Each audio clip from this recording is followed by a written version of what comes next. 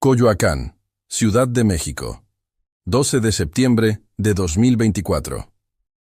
Una tarde de sol seco reunió a una familia común en el patio trasero de su casa, cuando algo que parecía imposible ocurrió. Sofía Morales, 10 años, se acercó a un conjunto de fotografías familiares y señaló una pintura replicada en una postal, con una seguridad que heló la sonrisa de su madre. «Esa soy yo con las cejas así», dijo en voz baja. Y la voz de la madre, Ana García, se enroscó entre el riso y el misterio. El padre Diego Morales al principio soltó una carcajada incrédula. La abuela Marta inclinó la cabeza como si reconociera un acorde familiar, y la niñera Luz cruzó los brazos mirando la postal como quien descubre una nota escondida en un libro viejo. Lo que comenzó como una observación curiosa, transformó el hogar en el primer laboratorio de una investigación que prometía pruebas tangibles y testimonios inquietantes.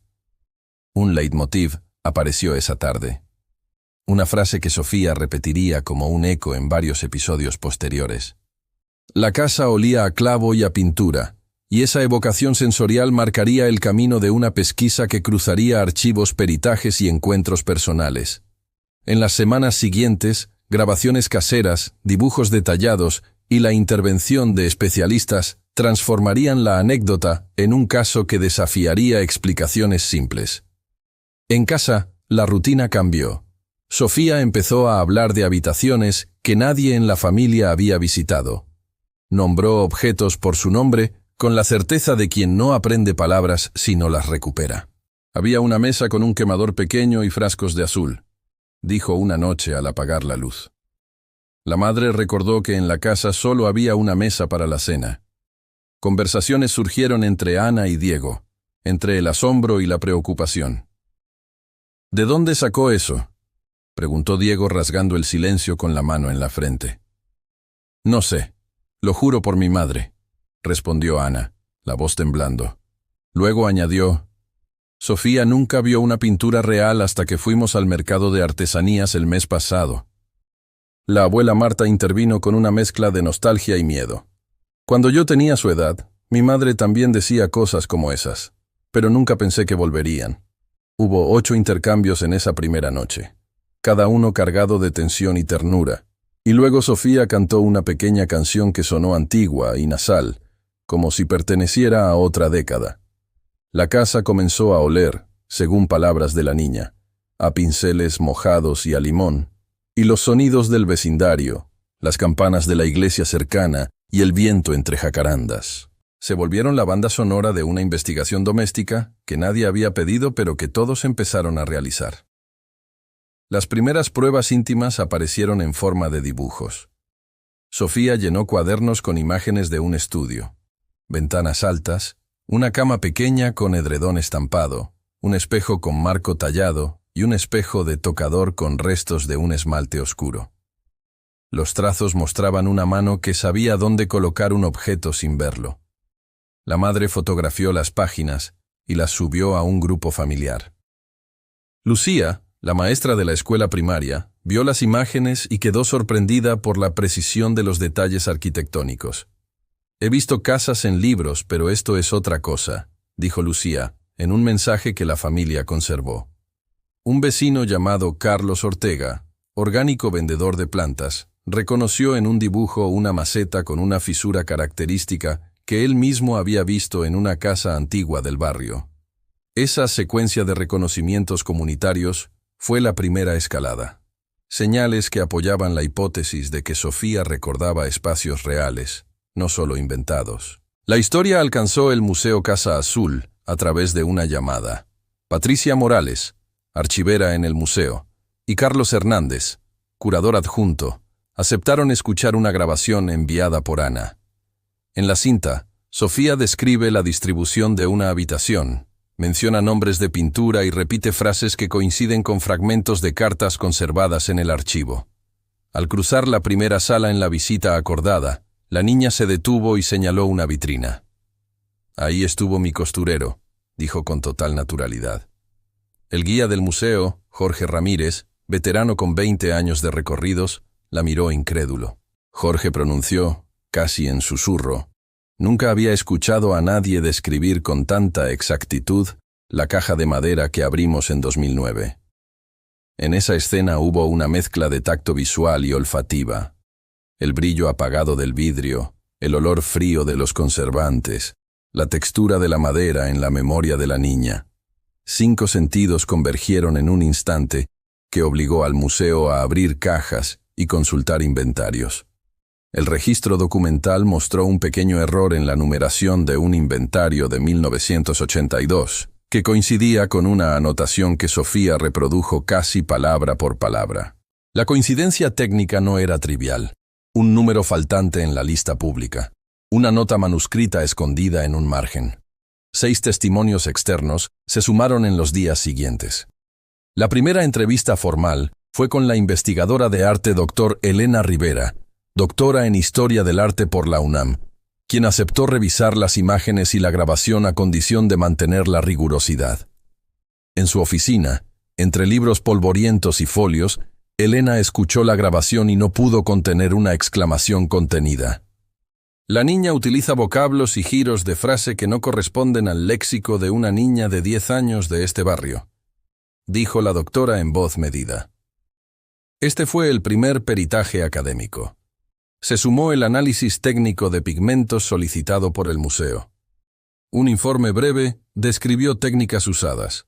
Mapeo por fluorescencia de rayos X para identificar elementos pigmentarios. Espectroscopía infrarroja para detectar resinas orgánicas y radiografía para comprobar el soporte de la obra.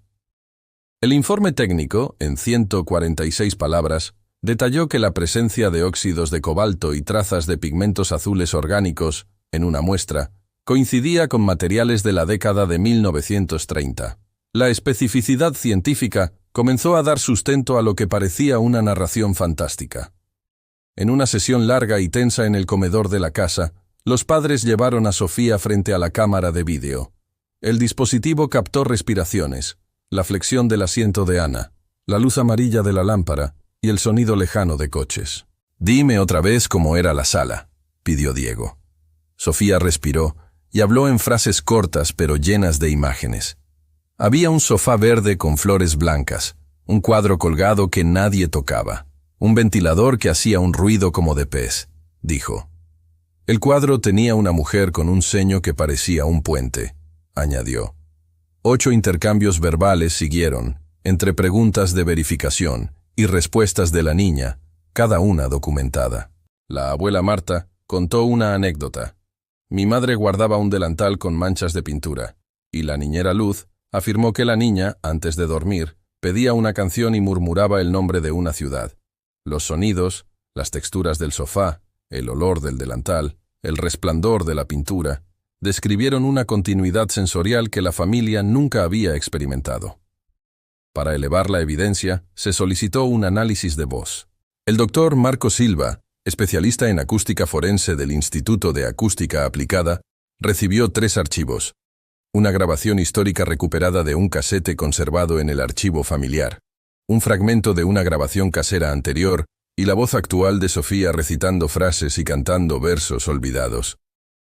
El informe técnico de la comparación incluyó mediciones de frecuencia fundamental, patrones deformantes y correlación espectral. En términos sencillos, la voz de Sofía presentó coincidencias en patrones de entonación y microvariaciones que no se explican por mera imitación.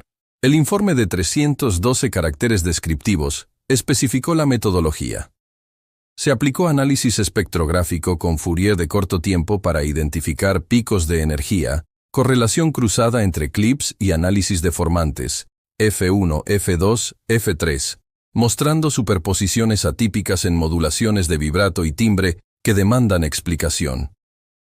Estas palabras técnicas, explicadas por Marco en lenguaje accesible, colocaron el caso en un terreno donde la acústica aportaba datos verificables. La obsesión de la familia con la verdad llevó a descubrimientos menos esperados. Sofía empezó a recolectar objetos en la calle, botones corroídos, trozos de tela, fragmentos calcáreos a los que les asignaba historias. Dibujó un vestido que mencionaba botones en una secuencia específica y luego encontró, en un lote de ropa antigua adquirido por su madre en un bazar, un botón con la misma disposición de hilos. La coincidencia pareció trivial, hasta que una búsqueda en un archivo digital reveló una foto de época donde una mujer posa con un vestido cuyo botón coincidía exactamente. La crisis emocional también llegó. En una noche larga, Sofía lloró desconsoladamente al relatar un sueño donde veía a un hombre fumando frente a una ventana. «No quiero olvidar cómo se ve su cara», dijo con voz entrecortada. Fue un momento de tensión interna que duró 2 párrafos completos mientras la familia debatía entre protegerla y exponer la historia. En esos párrafos se apreció el conflicto, la madre que quería silenciar y el padre que buscaba pruebas. La decisión fue dolorosa y compartida. La medida extrema llegó cuando Ana y Diego decidieron viajar a la Ciudad de México para confrontar archivos y espacios que la niña mencionaba.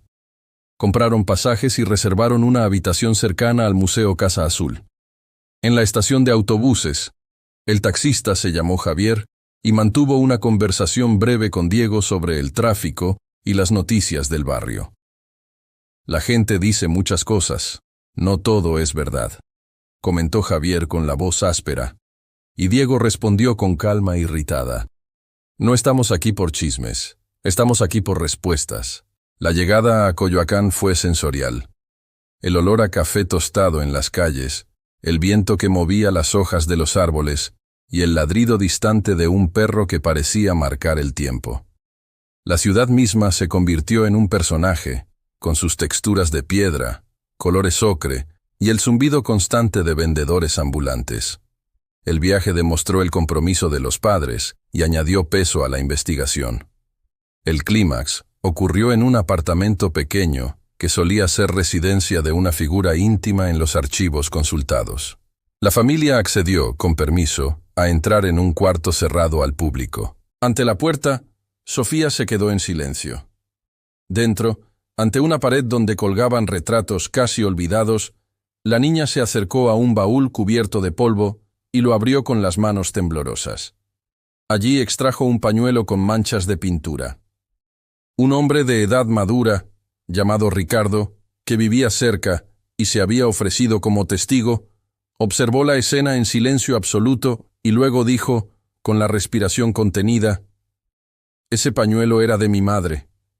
Ella siempre decía que la pintora lo usaba cuando llovía». La sala registró el silencio de la sorpresa. Sofía cantó una canción completa y su interpretación fue grabada por un equipo que había llegado desde la universidad. 8 a 10 intercambios de preguntas y respuestas ocurrieron entre la niña, el curador Carlos y el archivista Patricia. Todas las frases quedaron en actas. Una prueba técnica adicional fue realizada esa misma noche. Se extrajo una pequeña muestra de tela para análisis de fibras con microscopía electrónica, confirmando la presencia de un tinte y una fibra compatibles con muestras de la época. La reacción del público presente, un grupo reducido de investigadores y vecinos, fue de emoción contenida. Algunos no pudieron evitar tocar la solapa de su abrigo como si buscara un ancla. El encuentro con una testigo clave, una mujer llamada Isabel Reyes que había sido colaboradora de talleres artísticos en la década de 1940, añadió matices íntimos que transformaron la narrativa. Isabel, ahora anciana, conservaba cartas y una memoria sorprendente. Sentada en una silla con cojín raído, sus manos mostraban manchas que podrían ser de años de trabajo manual. «La conocí cuando era joven», dijo Isabel en el registro, con voz baja, y luego recordó detalles privados como un apodo cariñoso que la pintora había usado para alguien cercano. En el diálogo privado entre Isabel y Ana hubo revelaciones. Isabel reconoció una frase que Sofía había recitado en la grabación y la relacionó con una carta que nunca se publicó. «Ella solía escribir sobre el olor a clavo en su casa», afirmó Isabel, y esa frase coincidía con la repetición obsesiva de Sofía. El reconocimiento público de Isabel cerró un círculo emocional. Una testigo que habló no solo con documentos, sino con memoria viva. Las confidencias de Isabel incluyeron nombres de empleados del taller, anécdotas sobre viajes y una descripción de un cuarto que solo los más íntimos conocían. Fueron varias las reacciones: llanto, manos sobre la boca, silencios largos y un aplauso contenido al final. Durante todo el trayecto se reunieron pruebas verificables, fotografías de archivo, cartas, inventarios de museo, análisis de pigmentos y un estudio acústico reproducible. El equipo incluyó a la doctora Elena Rivera como perito en Historia del Arte, al doctor Marco Silva como perito acústico, a Patricia Morales como archivista y a Carlos Hernández como curador. Además participaron la psicóloga infantil Raquel Herrera, quien realizó pruebas para detectar sugestión y memoria implícita, y el historiador local Alejandro Ponce, que revisó periódicos antiguos en busca de referencias. Cada especialista aportó una pieza del rompecabezas y dejó por escrito sus certificados y conclusiones. Raquel, por ejemplo, descartó indicios de sugestionabilidad inducida por los padres tras evaluar el comportamiento de Sofía con pruebas estandarizadas. Alejandro encontró un recorte de revista que mencionaba una exposición privada y un pequeño anuncio que coincidía con fechas mencionadas por la niña. La convergencia de estas fuentes creó un cuerpo de evidencia que no podía ser reducido a la casualidad, sin explicaciones alternativas plausibles. A continuación, una pausa empática. Si esto ya te dejó inquieto, no estás solo. ¿Has visto algo parecido en tu familia o comunidad? Cuéntanos en los comentarios empezando con «Yo vi algo así» o escribe. Mi teoría es para que podamos leer con más facilidad. Tus relatos pueden ayudarnos a identificar patrones y a localizar archivos o peritos que ayuden en próximas etapas. Tu experiencia puede ser la pista que nos falta. Ahora seguimos con la grabación que dejó a los especialistas perplejos y con el testimonio que cambió la forma en que la comunidad miró el caso. El desenlace público llegó con la presentación de las pruebas en un pequeño simposio organizado en el auditorio del museo. Allí la familia mostró grabaciones, fotografías, resultados de laboratorio e invitó a especialistas a comentar. En la sala, nombres como Ana García y Diego Morales se hicieron conocidos, mientras que Isabel y Ricardo ocupaban sillas en primera fila. El público incluía a periodistas locales, estudiantes de arte y vecinos. Durante la exposición, la voz de Sofía, grabada en alta calidad, fue reproducida. Los asistentes notaron algo más que coincidencias, una calidad interpretativa, una carga emotiva en la frase que algunos describieron como indistinguible de cierto tono narrativo recuperado de cartas antiguas. El doctor Marco Silva presentó el análisis espectrográfico, mostrando visualizaciones de picos y correlaciones. La doctora Elena Rivera expuso sobre contexto histórico y materiales. Raquel Herrera habló sobre la evaluación psicológica. Las preguntas del auditorio fueron agudas y hubo un diálogo intenso entre especialistas y público, con 10 intercambios que tocaron veracidad, metodología y consecuencias éticas. Tras la presentación, se publicó un dossier con documentos y se abrió un debate público que dividió a la comunidad académica y a los devotos de la figura en cuestión. Un artículo en un periódico cultural local describió el caso como perturbador y fascinante, y la discusión migró a foros y redes sociales. Surgieron voces escépticas que plantearon hipótesis alternativas, desde coincidencias estadísticas hasta fabricación consciente. Los defensores del caso enfatizaron la rigurosidad de los peritajes y la acumulación de evidencias.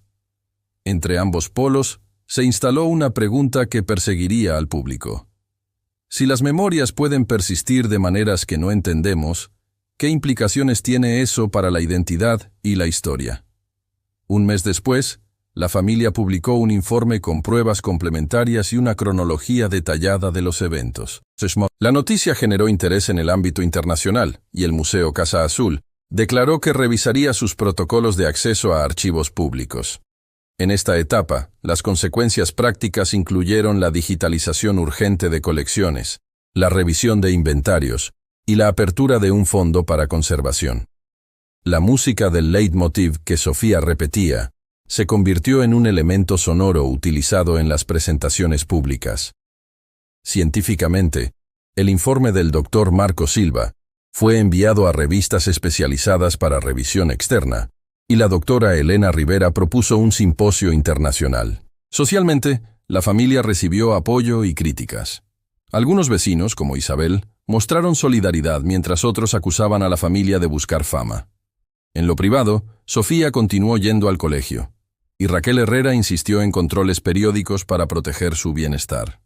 La prensa publicó entrevistas y algunas cartas antiguas aparecieron en portales de archivo digital. A los 3 meses, la discusión se profundizó. Un equipo internacional de conservadores comparó las muestras textiles y pigmentarias con colecciones europeas y publicó un informe que confirmó la semejanza técnica de los materiales con los usados en México en la primera mitad del siglo XX. Ese informe despertó interés académico y obligó a instituciones a mencionar la posibilidad de errores en registros históricos. La familia fue invitada a participar en paneles de discusión, y algunas fundaciones ofrecieron apoyo para preservar el entorno de la niña. La comunidad local, entre orgullo y temor, empezó a organizar charlas para educar sobre archivos y memoria. La investigación abierta continuó acumulando documentos y algunos historiadores pidieron cautela para evitar lecturas anacrónicas. En lo personal, Ana y Diego recibieron apoyo psicológico, y la figura de Isabel fue reconocida por su disposición a hablar públicamente.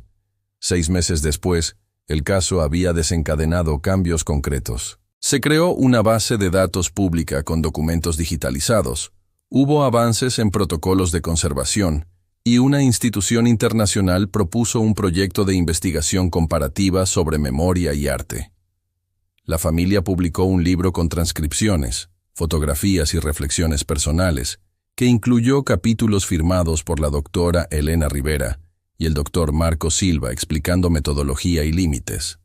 Sofía continuó su vida escolar y participó en actividades protegidas por especialistas que cuidaban su anonimato en eventos públicos. Surgieron proyectos artísticos inspirados en los materiales y se organizó una exposición temporal con objetos de contexto que permitieron al público entender el proceso de verificación. La conversación pública se volvió más matizada. Algunos científicos continuaron escépticos, otros interesados en explorar mecanismos de memoria no convencionales. La pregunta colectiva permaneció. ¿Qué podemos aprender sobre identidad cuando los ecos del pasado se hacen materia? Para la familia, la experiencia fue un terremoto emocional que dejó tanto pérdidas como hallazgos. La posibilidad de diálogo con instituciones, pero también la necesidad de proteger a una niña frente a la curiosidad pública. En conclusión, lo que comenzó con una foto en un patio y una frase repetida por una niña de 10 años, se transformó en una investigación multifacética que combinó testimonios, análisis técnicos y memoria comunitaria. Las pruebas presentadas incluyen grabaciones analizadas espectrográficamente, dibujos verificados con fotografías de archivo, informes de pigmentos y fibras, y el testimonio directo de una testigo con documentos personales. No todas las preguntas tienen respuesta y la comunidad científica sigue dividida, pero los hechos registrados demandan ser tomados en serio. Si te interesa seguir esta investigación, suscríbete para recibir actualizaciones sobre archivos y peritajes que publicaremos en próximas entregas. Algunos recuerdos no desaparecen porque no fueron olvidados del todo. Esperan ser reconocidos. Algunas voces siguen presentes no para confundirnos, sino para recordarnos que la historia es, a veces, un tejido de hilos que aún debemos aprender a leer.